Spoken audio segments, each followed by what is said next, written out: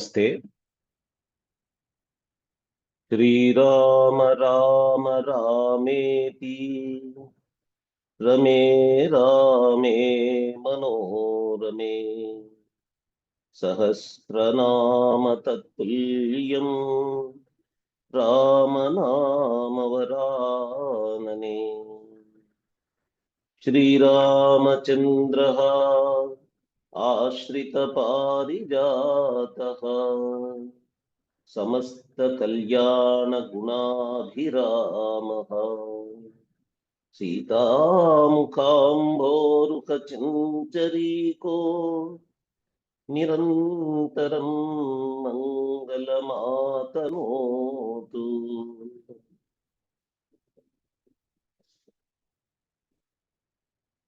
Welcome to this 38th Symposium of INDICA. INDICA, for those who do not know about it, is an organization dedicated for renaissance of Indic culture, traditions, and knowledge systems. Knowledge systems in all the forms, textual, embodied, experiential, material, or whatever form it takes, with the aim of preserving, protecting, and promoting Indian culture in various forms.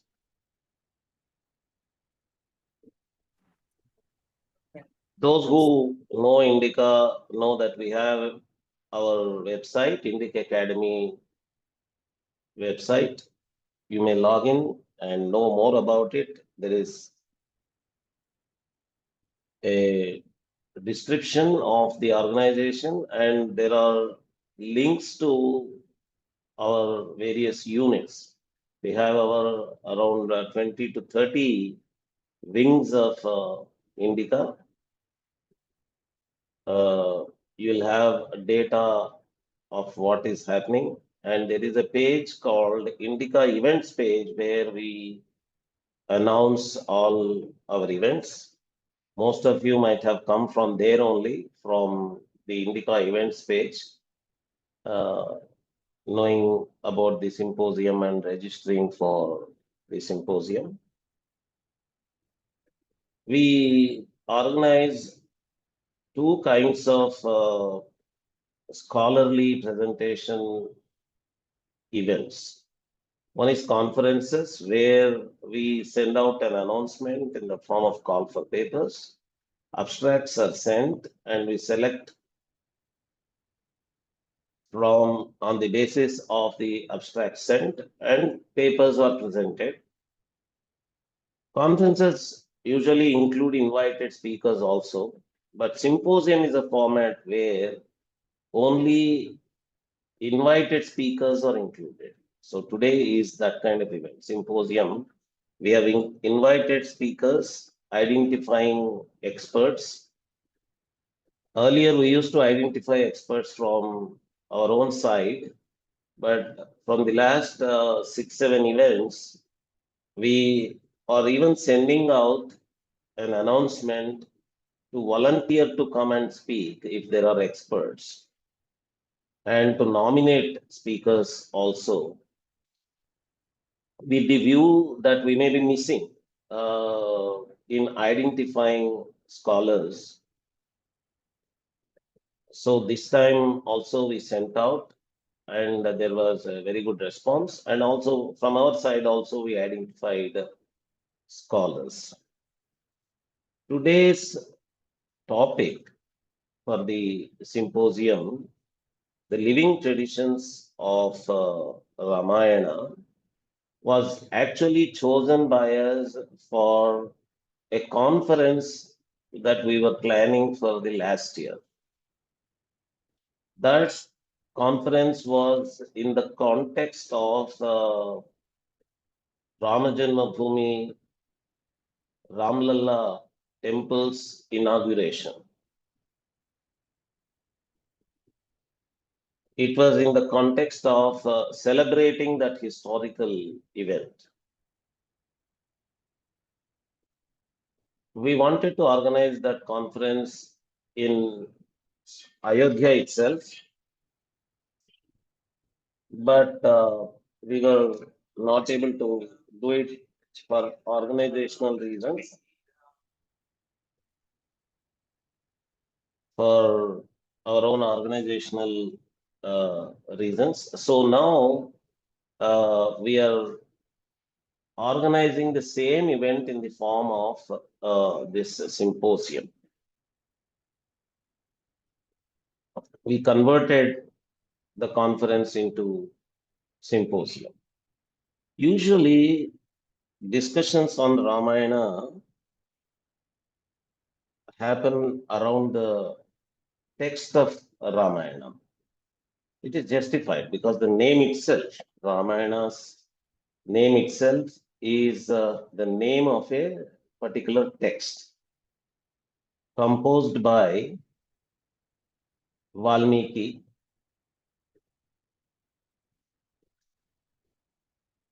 and among the popular such epic works within Hindu tradition, there are three texts: Ramayana, Mahabharata, and Bhagavata Purana, which are the most popular. Though we talk about 18 Mahapuranas and almost the same number Upapuranas or even more, those are all known only to the scholarly circles. They are not very popular. Ramayana, Mahabharata, and Bhagavata are household texts among all these texts of the same category.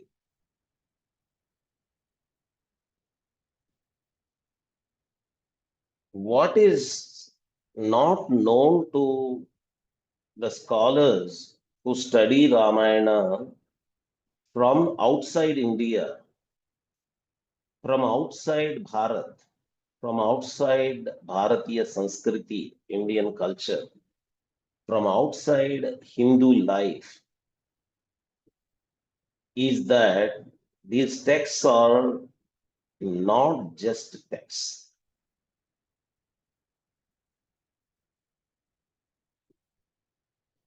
That is the source of most of the blunders that they are committing in studying these texts.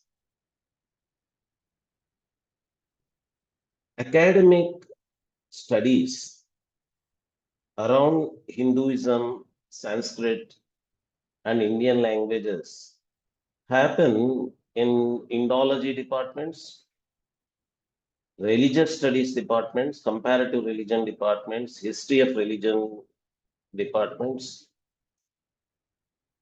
and a few related departments in the Western universities and also in various universities around the world outside India.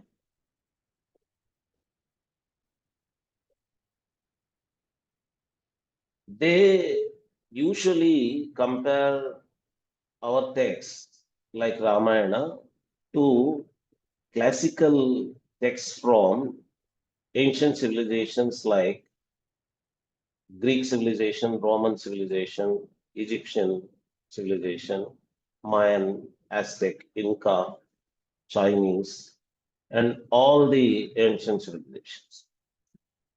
Because these studies started from the colonial times, where it was the European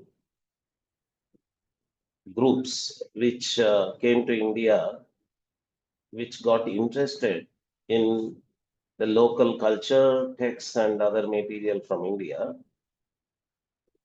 The comparison was not being done with many other civilizations.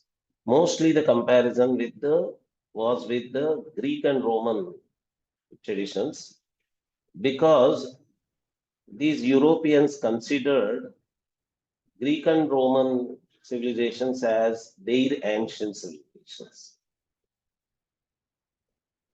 And then if you study any bibliography or go to any racks of any library, you would find any number of books on comparison between Homer's Odyssey, Virgil's Aeneid, and Ramayana. There is a huge number of publications, particularly on Odyssey and Ramayana comparison.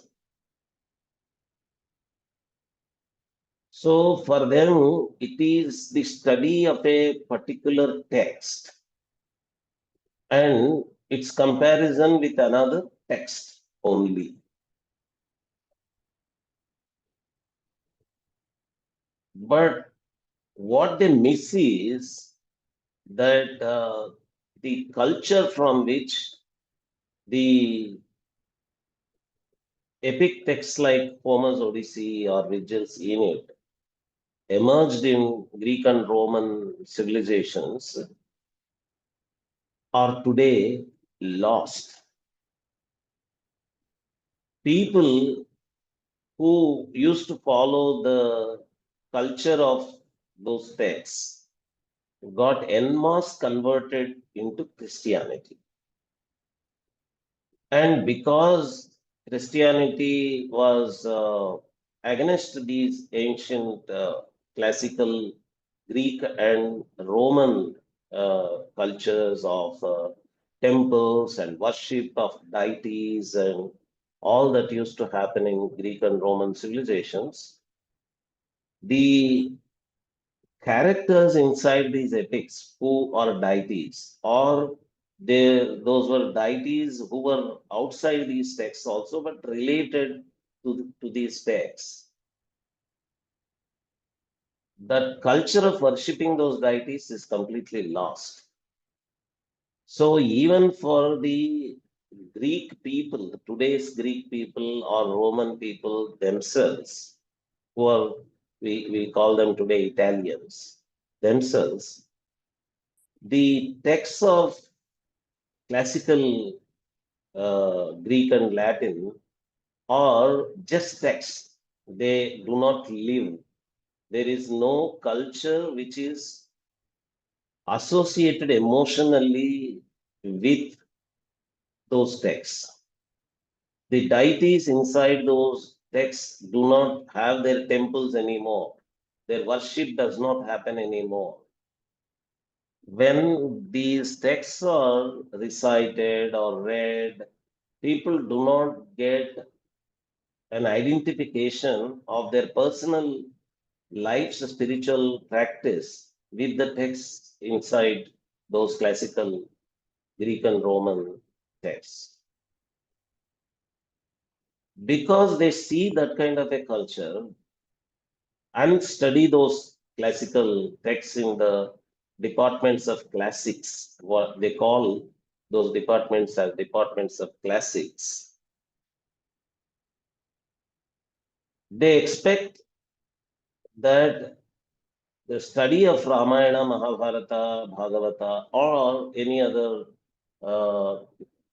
not so popular scholars only knowing Ashtadasha Mahapuranas or Upapuranas, they take them like those classical texts only without realizing that the culture from which those texts have emerged and culture inside those texts is still living, and the characters inside these texts are in fact deities for the present Bharatiya people. This is what they miss to realize.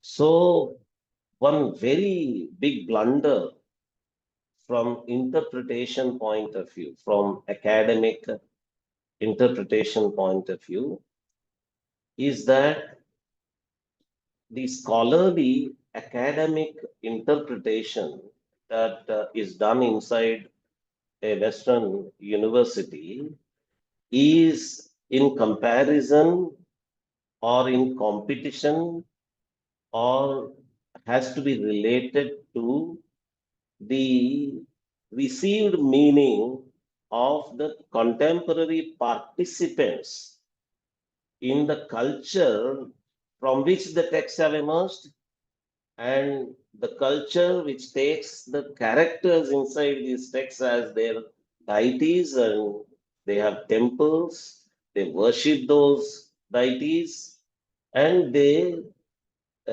actually live those texts.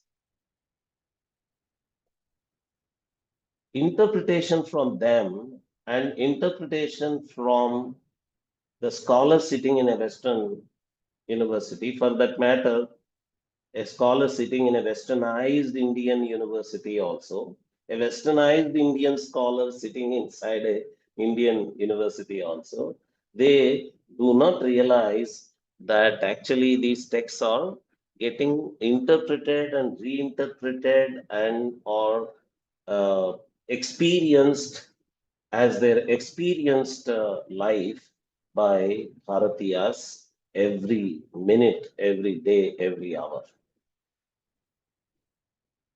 One very good example for that is the interpretation by one American Indologist called Professor Sheldon Pollock. He wrote an article with the title Ramayana as Othering and Mahabharata as Brothering. Just this title, if it is known to any Bharatiya, even the most commoner Bharatiya, they would the usual response is how completely reverse is this scholar thinking. It is in Ramayana that even others were brothered. It is in Ramayana that a boatsman was brothered by Rama. A Vanara was brothered. Sugriva, Hanuman, all these were brothered by Ramayana. Shabari was brothered, I'm using the word in quotes, by Rama. And there is a brothering of non-Kshatriya people. Rama belongs to the Kshatriya community as per the epic. So there is a brothering of any number of non-Kshatriya entities, even a person, a character who is the brother of his enemy in the war, a character blood related to the villain of the story, Pratinayaka of the story, is also brothered by Rama.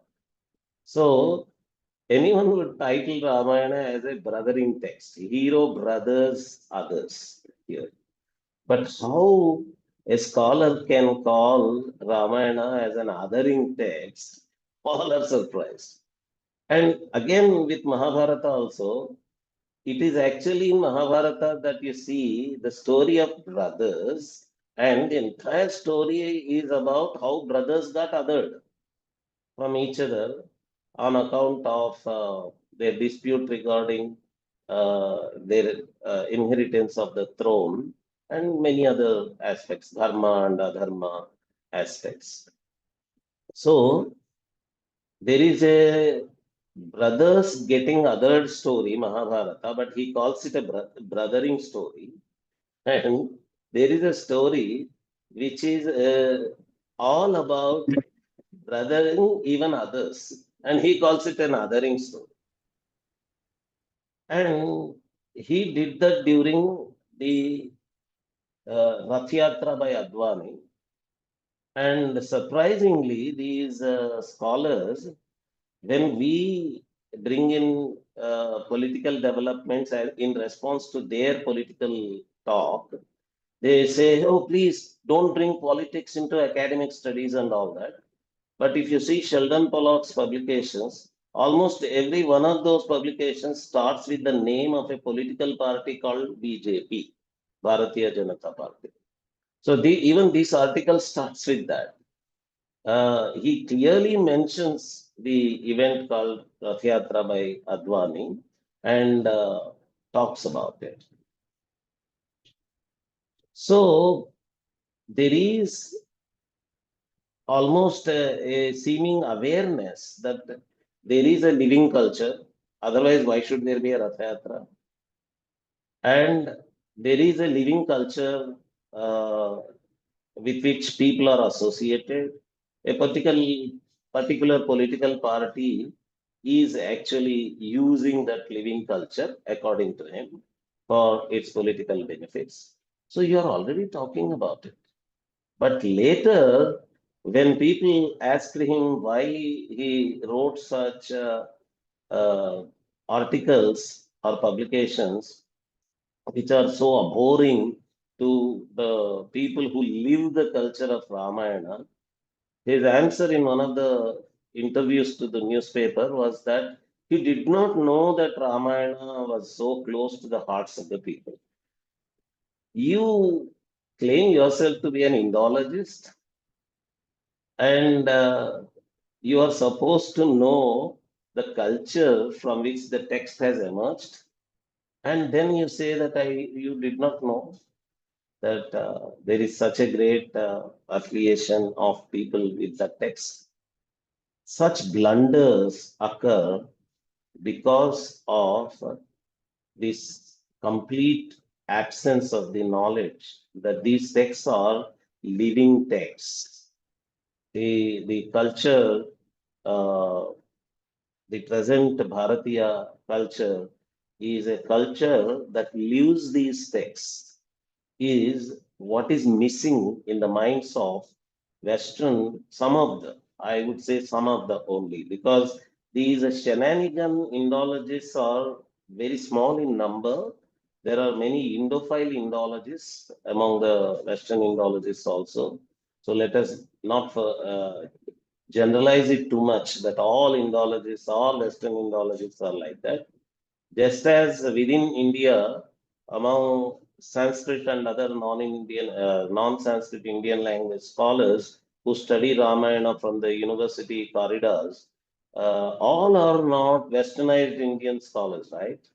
Majority of the Indian Sanskrit and other Indian language scholars who study Ramayana are they have a strong grounding and they have strong roots in Indian culture. But there are shenanigan Indian, westernized Indian scholars also who do misinterpretations of Ramayana. It is surprising that these scholars inside the university system, they see all around themselves that these are living traditions. There are living traditions of, there are living practices like even puppet shows of Ramayana are there. Terukuttu type of Ramayana Yakshaganas are there. Actually, we were not able to accommodate because the proposal came late from an Italian-born Odissi scholar from Orissa. She was proposing to talk about a Sahinata from Orissa, which is a Ramayana Yakshagana kind of street theater performance. And the Ramayana artistic performances do not limit to these theatrical performances. There, it is all over there in sculptural panels in the temples. It is all over there in the paintings. It is there in the motifs on the textile designs like Kalamkari or Madhubani or any of these. Where we do not have Ramayana is the question. It is everywhere. It is people are living Ramayana in every step and they are breathing in and breathing out Ramayana. This even the Indian University shenanigan scholars, academic scholars, they forget. They look at it just as a text and try to talk only about the textual aspects of Ramayana. Actually, there are instances where some people get possessed by Hanuman. They talk in the voice of Hanuman. This getting possessed is a high degree of bhakti, whether it is in the case of Amman Koil, Amman temple, or Ammavaru temples, where women going to those temples get possessed by Amman or Ammavaru or Matajis, or the deities like Hanuman. It is an extreme amount of bhakti. Actually, some people get possessed by Narasimha from Bhagavata Purana. There are such intense amounts of bhakti that happen among people, and even Vanavasi communities, many communities claim the origin of that community from one of the characters of Ramayana or Mahabharata or Bhagavata. But there are Vanavasi communities who affiliate their own cultural origin narratives with some versions of Ramayana stories or with some of the characters of Ramayana. And if you go to any village, Sthala Puranas of, say, for example, there is a rock in a place. They talk about it as a rock on which Rama sat during his movement in Dandakaran.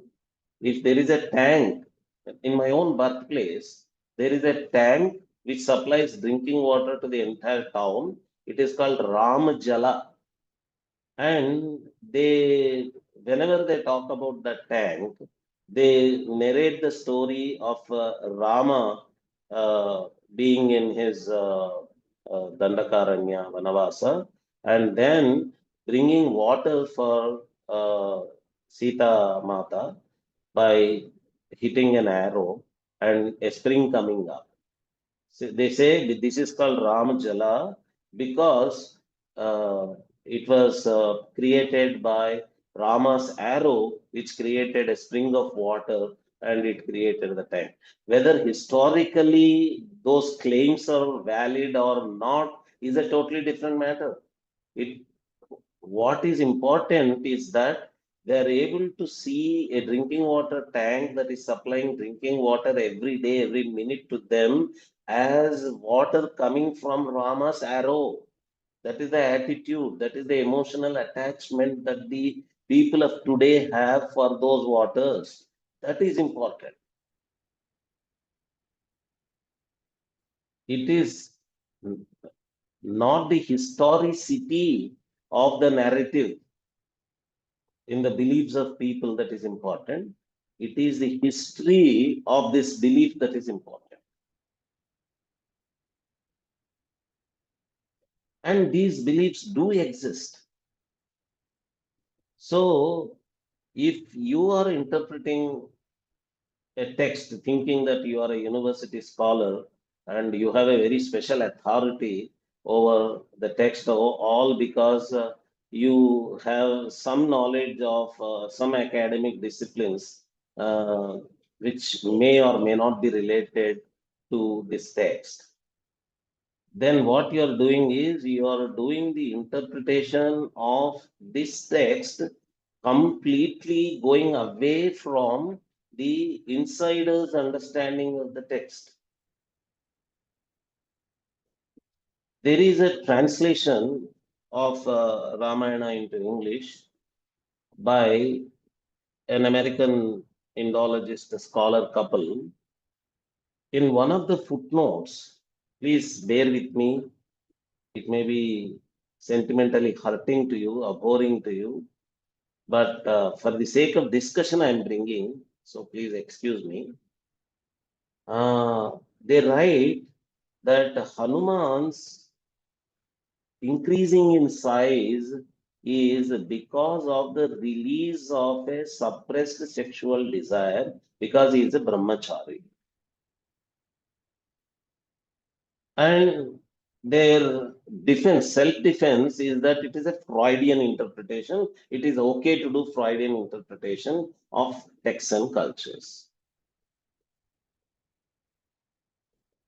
Why this is academically also is wrong is you do not study brahmacharya as it is done, as it is a practice among yoga practitioners, what yoga practitioners do in the form of brahmacharya. And does a sexual energy get suppressed as you think, or is it some other process through which brahmacharya actually happens among the brahmacharis in India? And you get into your own imagination about what is brahmacharya, it is a suppression of sexual energy and all that, and relate it completely to an unrelated event, like it is it is a story, it is a narrative in which all supernatural powers get included. Whether those supernatural powers are possible or not, you may debate. You may say that, oh, these are all fantastic imaginations of a character becoming as small as a finger and as big as as a mountain. Okay. Anima, Mahima, Garima, all these siddhis, whether those siddhis believed in these epics are correct or not, you may debate. But thinking that if a person is using one of the siddhis and increasing the size of his body, it is because there is a suppressed sexual energy, how obnoxious your thinking is, and how completely unrelated your way of thinking is to the actual living culture of those texts.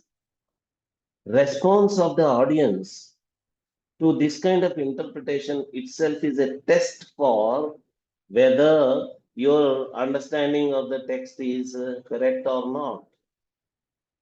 That is how we were trained. When I was trained by American anthropologists only in cultural anthropology, my American teachers only in cultural anthropology used to tell me that when you interpret a cultural event, when you try to understand a cultural event and then write about it, the best test for whether your understanding of the insider's understanding of that culture is correct or not is to take it back to the culture, show your meaning, your interpretation to that culture, and see whether they agree with you.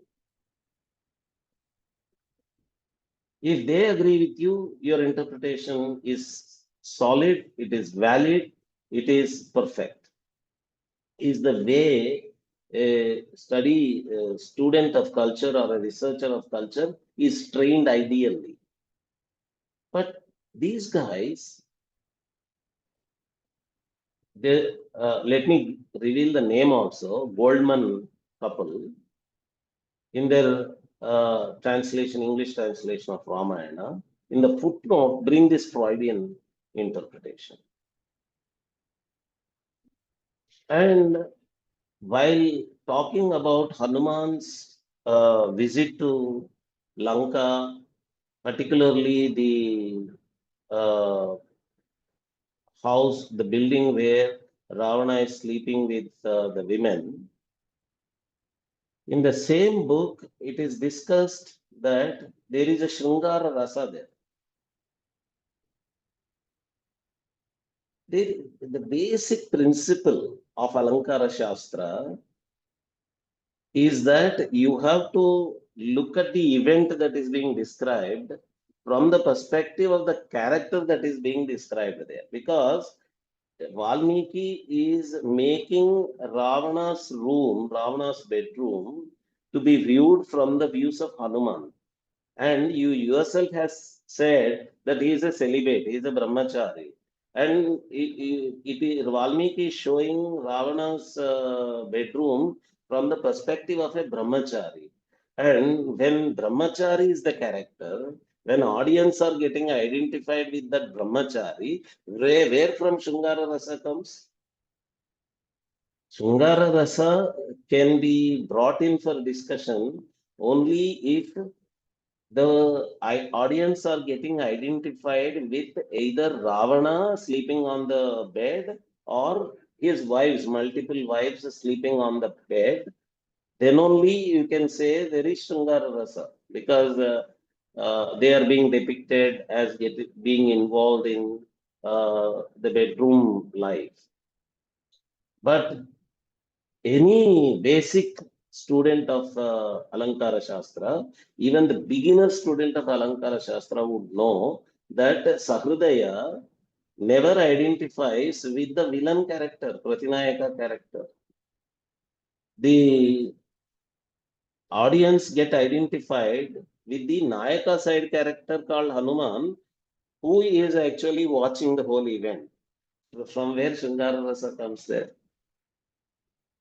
So you're committing all these blunders, Goldmans or Sheldon Pollocks or all these people, because you're completely disconnected from the way this blunder, Alankara Shastra blunder, is not even because you are not understanding the living traditions. It is even a complete wrong understanding of Alankara Shastra, a complete muddled understanding of Alankara Shastra.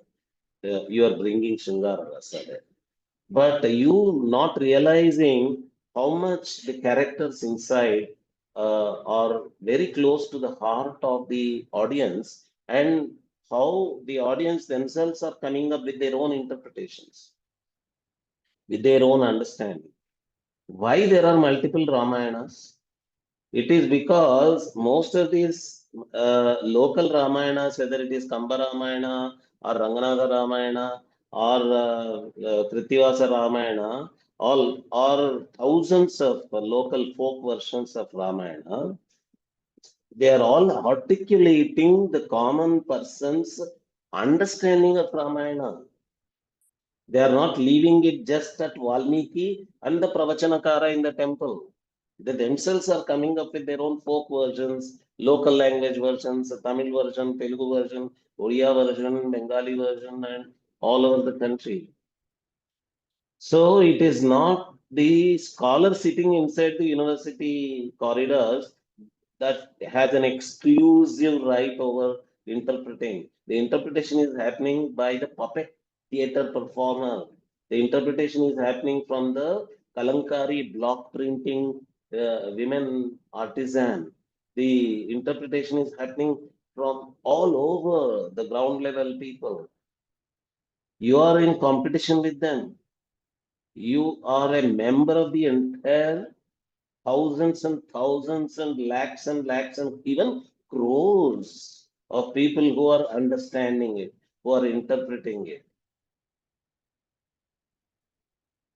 And when there is an offense expressed by Indians or Hindus or Bharatiyas to them, they say, oh, if I do this to Chinese, they don't respond. If I do this to Greek people, they don't respond. If I do this to Italians, they don't respond.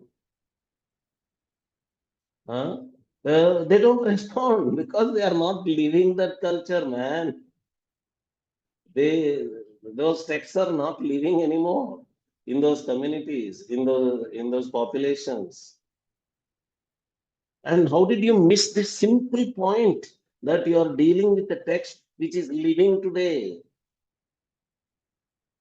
And all the blunders that Western and Westernized Indian scholars are committing in the form of offending and feeling offended when the offended person responds is because they miss this simple point that these texts are living texts, and people are living these texts in the form of graphic and plastic arts, that is, paintings and sculptures, and dance forms, theatrical forms, classical music, classical dance. And today there is going to be a talk about movies also. One Nayarji is going to talk about how movies are made on Ramayana themes, and he's going to talk about comics of Ramayana, and he's going to talk about how these movie makers and the comic makers also are committing the same blunders that are committed by not all, Some very good movies also have come from the insiders, practitioners perspective. Majority of the movies and majority of the comics are actually from the insider perspective only. But those who did not follow the insider perspective, for example, Adi Purush, one of the most recent examples is Adi Purush. What happened to the movie? It's a commercial loss. It was a flop because you are trying to be too creative uh, and completely offending the sentiments of those who live these cultures every minute, every second in their life. They completely internalize these characters, and Rama is everything for them. They eat Rama, they drink Rama, they sleep Rama. Every small cell of their body, every small cell of their Sukshma Sharira, every small cell of their internal world is full of Rama. And then you come up with some so-called creative interpretation of Ramayana. During Adipurush discussions, some people brought up a Japanese animation movie about Ramayana, which was not offending Rama believers or Rama bhaktas in India. Japanese.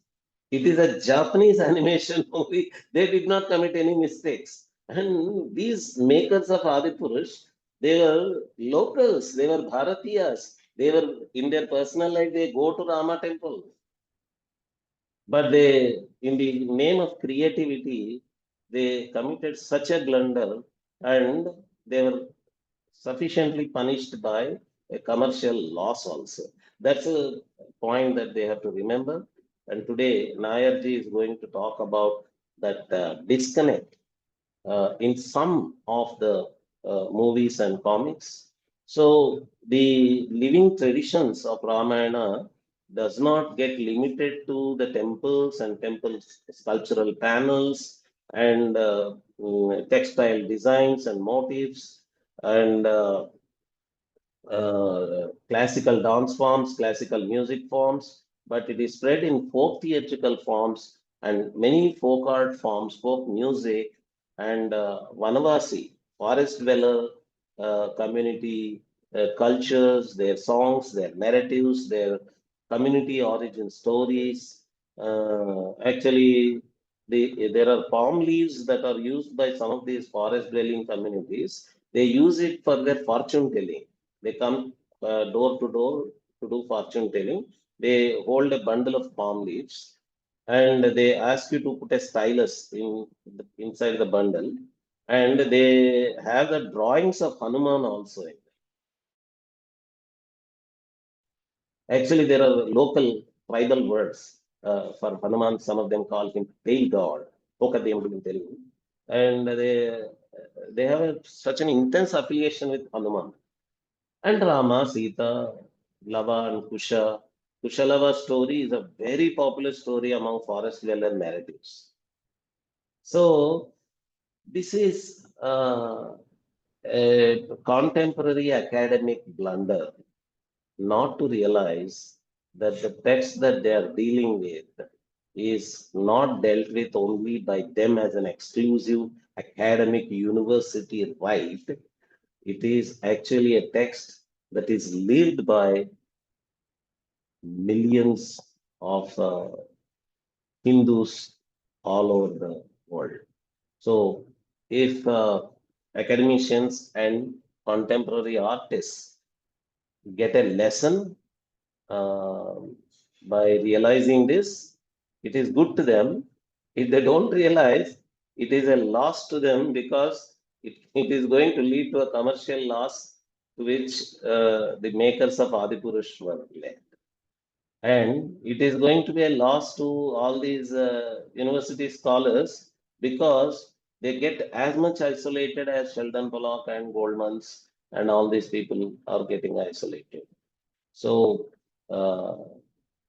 it's not that somebody is protesting this. Protesting happens because people get offended, but it is to your own loss, man. Please realize that. Thank you.